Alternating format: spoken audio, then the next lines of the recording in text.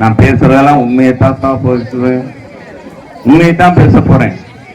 நீ மட்டும் கவனமா செஞ்சு அது மாதிரி நீங்க தீர்ப்பு கொடுங்க.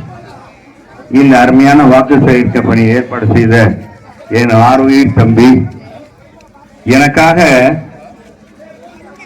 உயிரை கொடுத்து பணியாற்றுகிறவர் என் அருமை தம்பி சித்தன் அவர்கள், இந்த பணியில் இருக்க வார்டு செயலாளர்கள், தோழமை கட்சி நண்பர்களை எல்லாம் அரவணைத்து இந்த தேர்தல் பணியில் ஈடுபட்டு கண்டுவிடாமல் உழைத்துக் கொண்டிருக்கிறார். அவருக்கு என்றென்றும் நான் கடமைப்பட்டிருக்கிறேன்.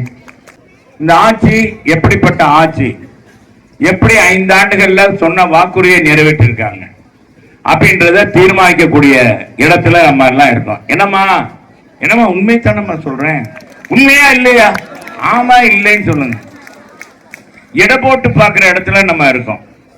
நாம ஒரு பொருளை வாங்குறோம்னா அது எவ்வளவு பார்த்து கண்ணும் கருத்துமா பார்த்து வாங்குவோம். சேலை வாங்கினா கூட வாங்குறோம். உடுத்துற உடையக்கு முக்கியத்துவம் கொடுக்கிறோம், சாப்பிடுற உணவுக்கு முக்கியத்துவம் கொடுக்கிறோம். 5 ஆண்டுகள் ஆளக்கூடிய கட்சி எந்த கட்சி, நமக்காக உழைக்கக்கூடியவன் யார் என்பதை நீங்கள் எடை போட்டு பார்க்கக்கூடிய நேரம். நான் அன்பு தாய்மார்களே, 15 ஆண்டுகள் உங்களுடைய வாக்கை பெற்று உங்களுடைய அங்கீகாரத்தை பெற்று சட்டமன்ற உறுப்பினராக இருக்கிறேன். நான் கேட்கிறேன் சகோதரர்களே, 10 ஆண்டுகள் அமைச்சராக இருக்கிறேன்.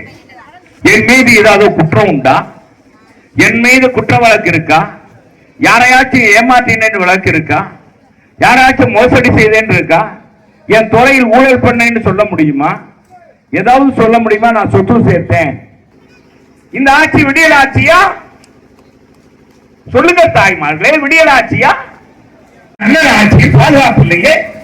உன்னுடைய சகோதரர்கள் இன்னைக்கு உன்னுடைய தலைவர்கள் எல்லாம் மது ஆணைகள் வைத்திருக்கிறார்களே. கேரளத்து அமைச்சர் பாட்டில் 10 ரூபா வாங்குறானே.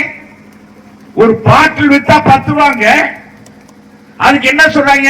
ஒரு குவார்டர் என்னமோ 180 ரூபாயா? எங்க நான் ஒரு குணம் கூட இல்ல.